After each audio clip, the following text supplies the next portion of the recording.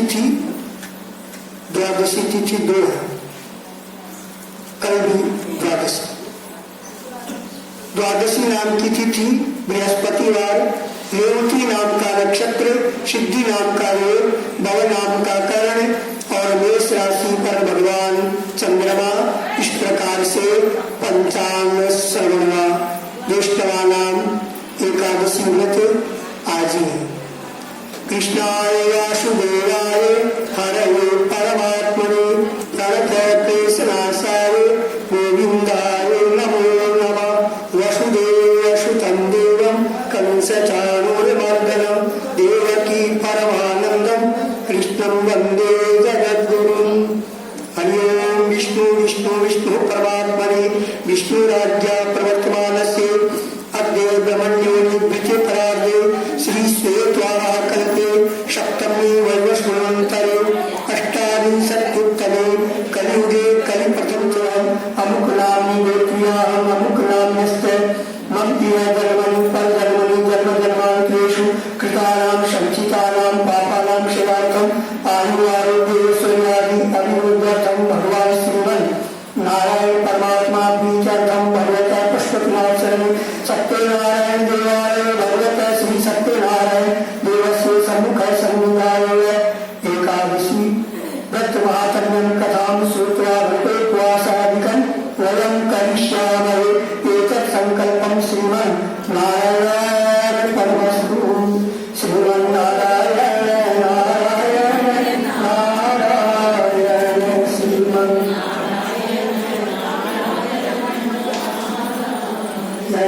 सत्यनारायण नारायण नारायण श्रीमन् नारायण। तुलसी ठाकुर सेवा तुलसी ठाकुर सेवा दर्शन रामा दर्शन गोविंद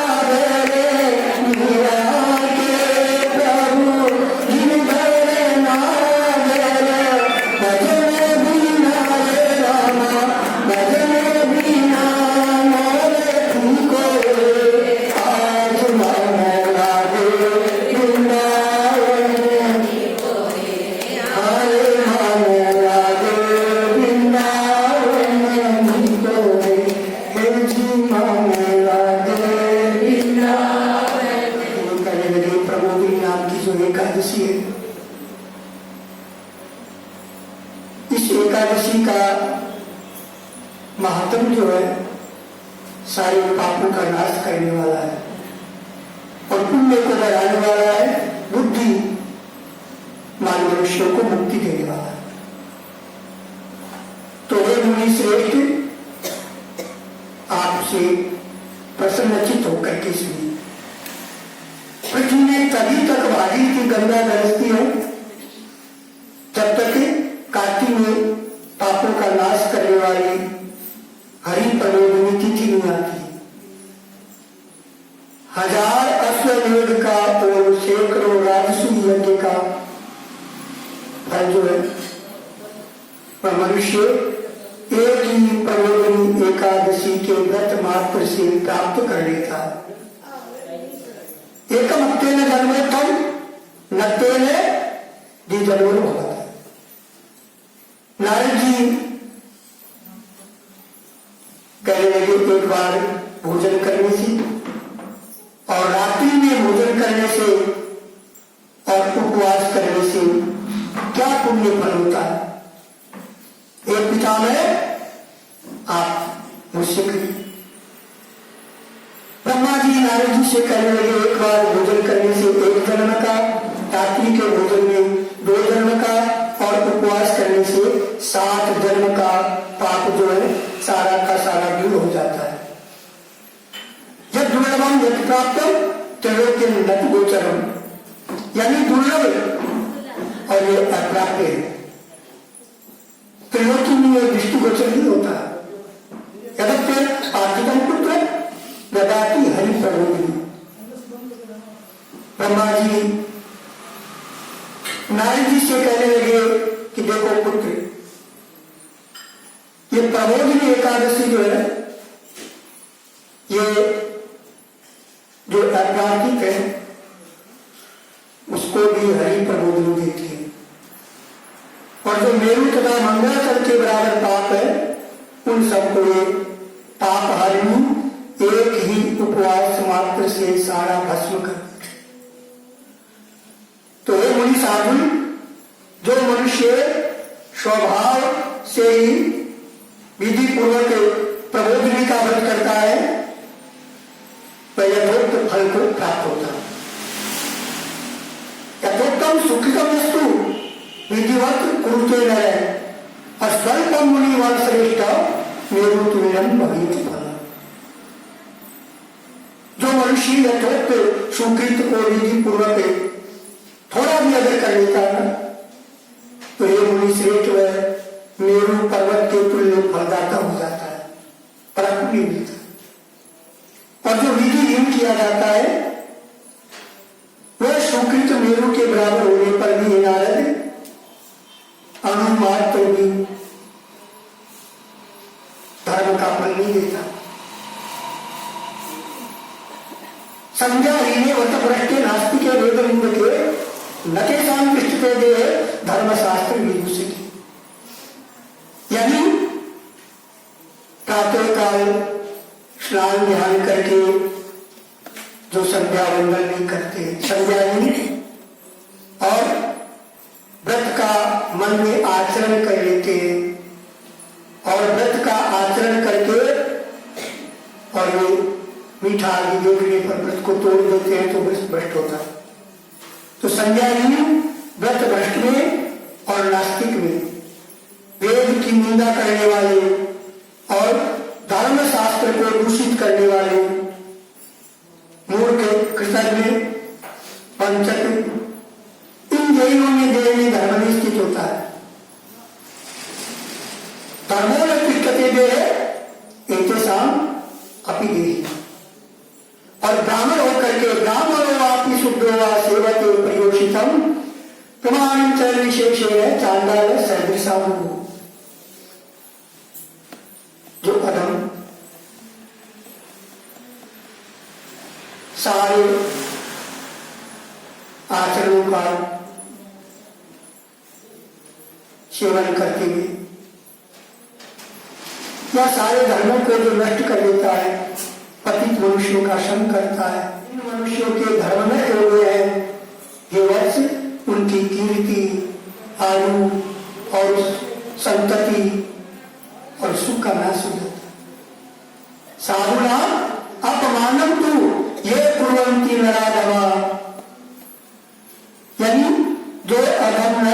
महात्माओं का अपमान करते हैं,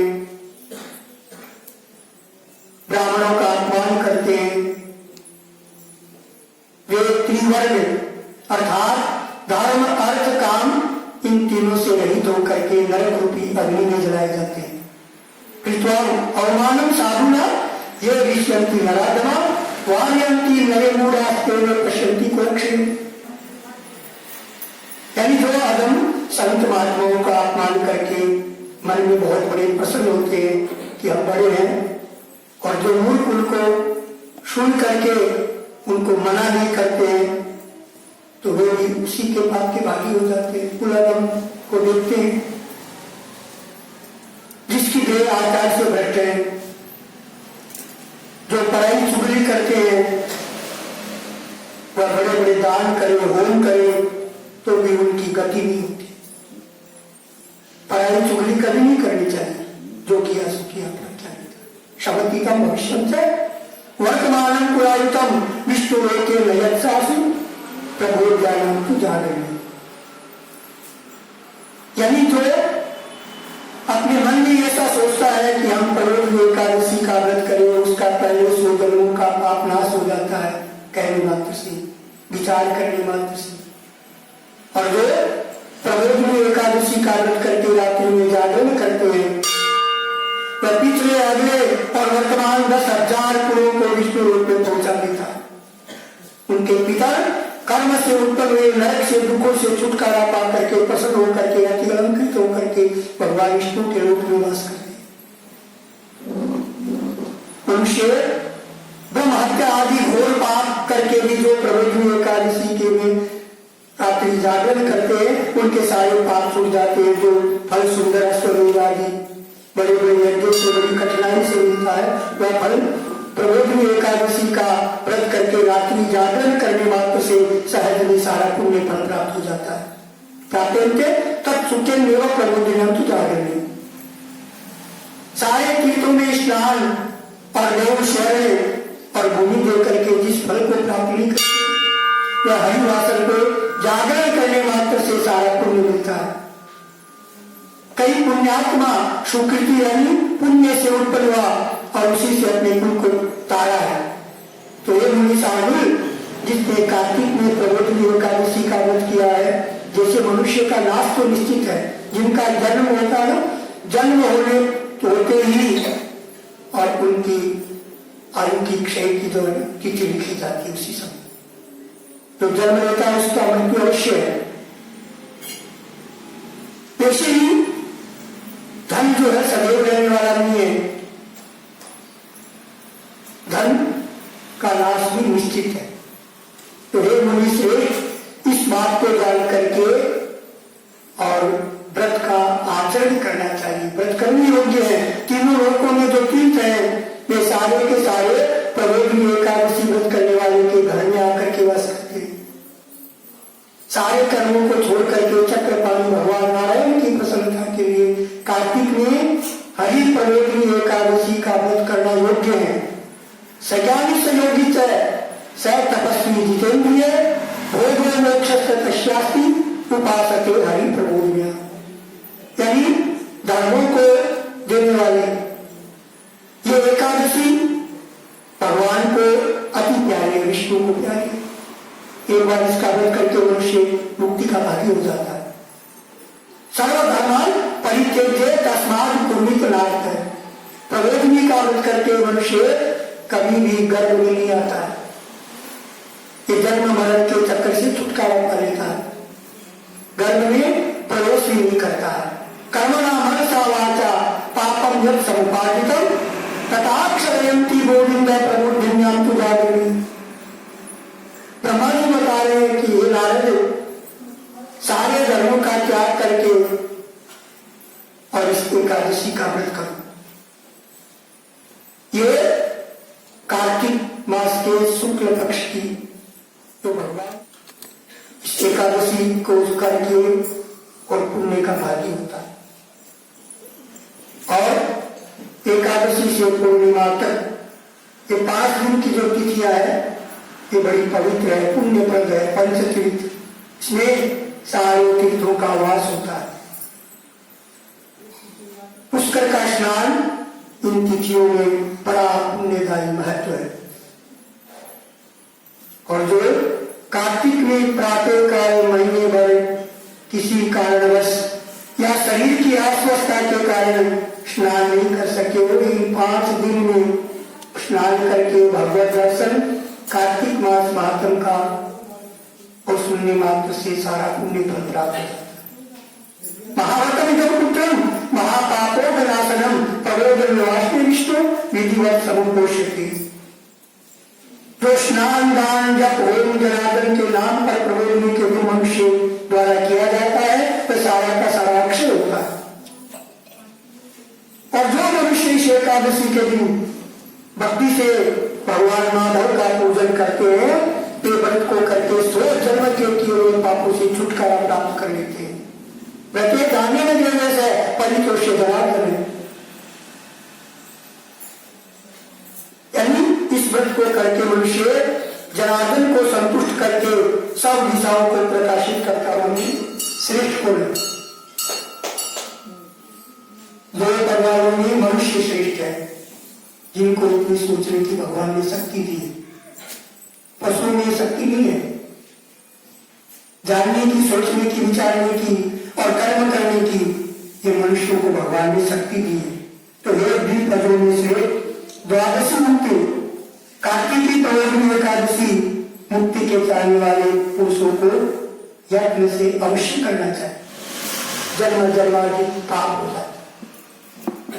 गृहस्थी में रहते हुए अनेक तरह के वाणी से, मन से, कर्म से, वचन से कोई न कोई पाप तो बन ही जाता है।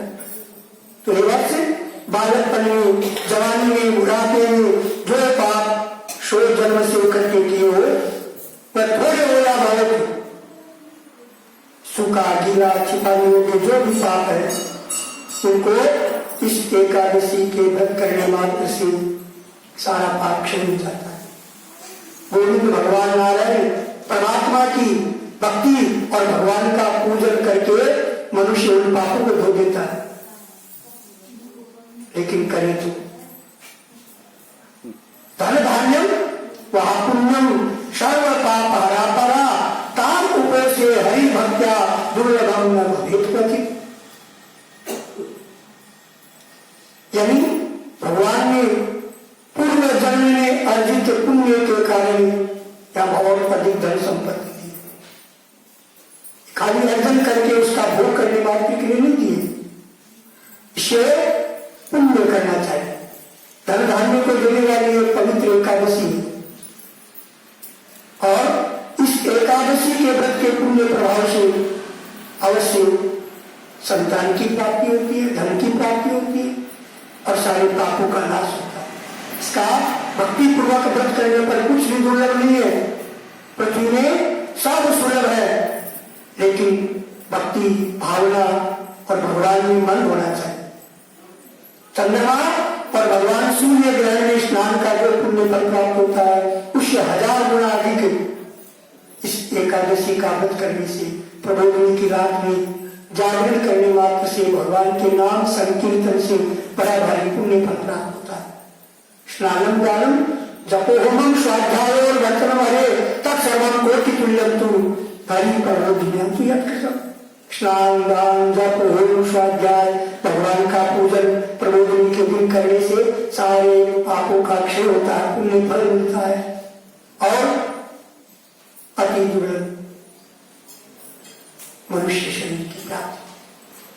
जन्म से अदा करके मनुष्यों के द्वारा जो पुण्य इकट्ठा किया जाता है वह सारा कार्तिक की एकादशी का व्रत करने मात्र से यानी सारा पुण्य होता है। और इस एकादशी का व्रत न करने से सारा वृथा हो जाता है। विष्णु की भक्ति में यानी भगवान की भक्ति किए बिना जो मनुष्य इस कार्तिक मास को व्यतीत करता है तो ब्रह्मा जी अपने श्रीमुख से बता रहे हैं, नारद ये जन्म के जोड़े में पुण्य को खो देता है। इसलिए यत्न से सारी कामनाओं को पुण्य प्रद करने वाला, फल को देने वाला देव जनार्दन की उपासना करनी चाहिए।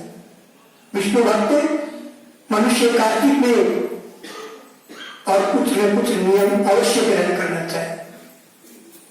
कार्तिक में परानंदस्तु कार्तिके विष्णु तत्पर है।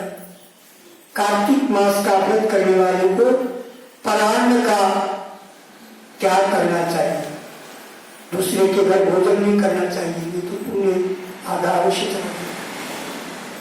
विष्णु भक्त कार्तिक में पराये अन्न का त्याग करता है, वह चांद्रायण बराबर के व्रत का पुण्य फल का भागी हो जाता है।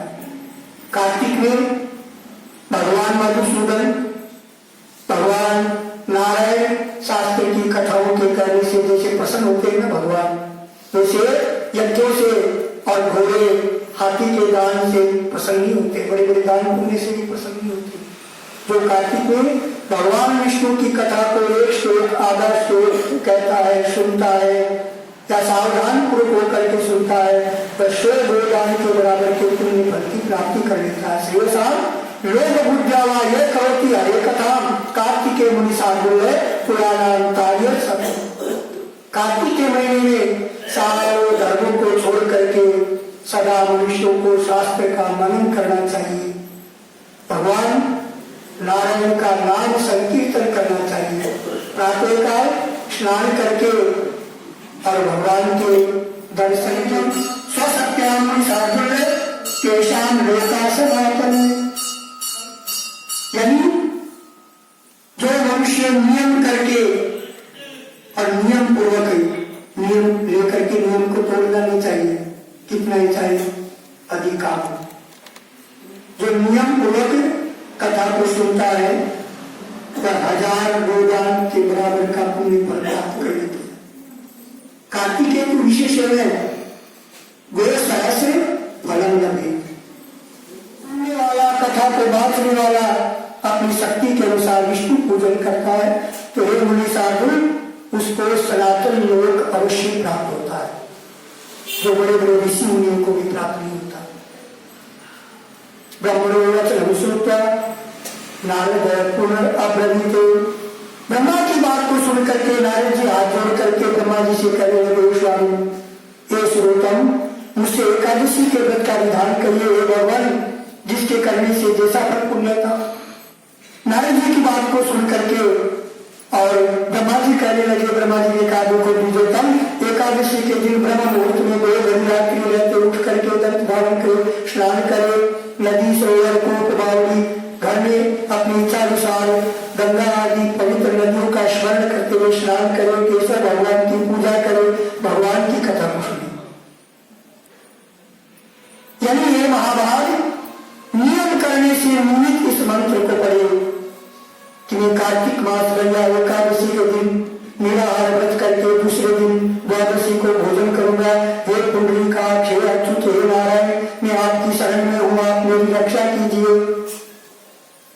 देवताओं के देव चक्रपाणी भगवान के सामने प्रार्थना करें, भक्ति भाव से प्रसन्नता पूर्वक व्रत करें और रात्रि में देवादिदेव भगवान के समीप जागरण करें। गीतम नित्यम च वाद्यम च तथा कृष्ण कथा मुने यह करोति स पुण्यात्मा त्रिलोक्यम परिसंस्थित है। भक्ति भाव से प्रसन्नता पूर्वक व्रत करे, रात्रि में भगवान का जागरण करे और जो गीत गाते हैं, नाचते हैं, बाजा बजाते हैं, भगवान की कथा कहते हैं, सुनते हैं, ये तीनों लोगों के ऊपर अर्थात सत्य लोक में जाकर के निवास करते हैं। तो कार्तिक में प्रबोधिनी एकादशी को भावों से पुण्य और उस पुण्य की प्राप्ति के निमित्त भगवान का पूजन, पुष्प, फल, कपूर, कुमकुम आदि से भगवान की पूजा करनी चाहिए। एकादशी के दिन और धन के रहते हुए लोभ नहीं करना चाहिए। सारे तीर्थों में स्नान करने से, सब प्रकार के दान देने से जो पुण्य फल प्राप्त होता है उससे करोड़ गुना अधिक पुण्य जो है वह एकादशी का व्रत करने मात्र से प्राप्त होता है। नत करोति विप्रेम तपसा पोषित हरि यत करोति ऋषिकेशो मुनि पुष्पराम कहते हैं।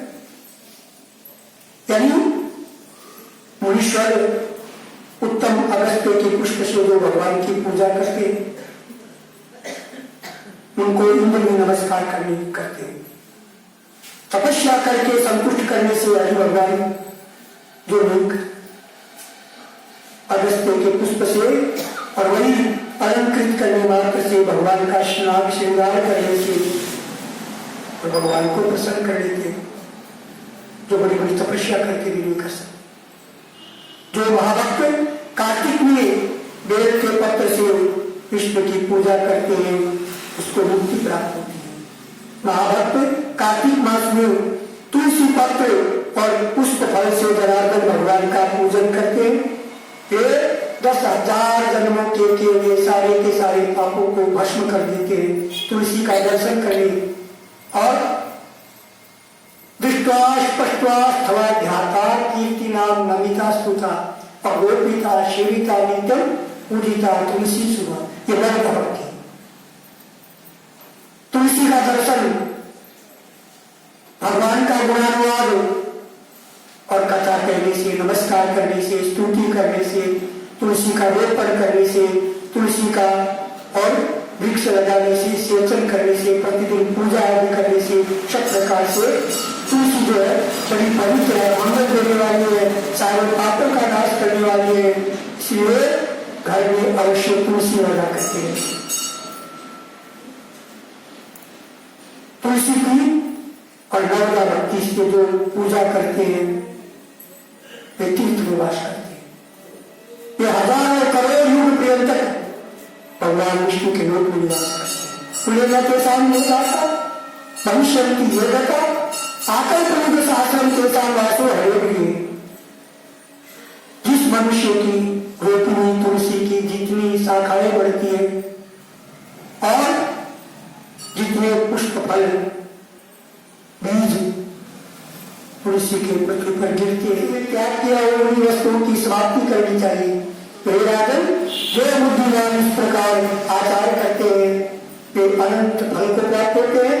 अंत में भगवान नारायण के लोक की अवश्य प्राप्ति होती है। इस प्रकार व्रत का आचरण करने से व्रत समाप्त हो जाता है। यदि व्रत भ्रष्ट हो जाए तो व्रत करने वाला अंधा कोड़ी हो जाता है। यानी ब्रह्मा जी नारद जी से बता रहे नारद जो तुमने मुझसे पूछा सो मैंने सब कुछ तुमसे बता दिया।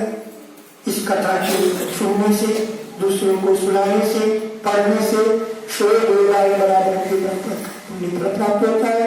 ये गंगा स्वरूपिणी पवित्र पुण्य प्रद देव उत्थापन एकादशी की व्रत की कथा और चातुर्मास्य में नियम ग्रहण का जो प्रसंग था ये भगवान नारायण के चरणों में समर्पित हुआ। सत्यनारायण भगवान आनंद कंद भगवान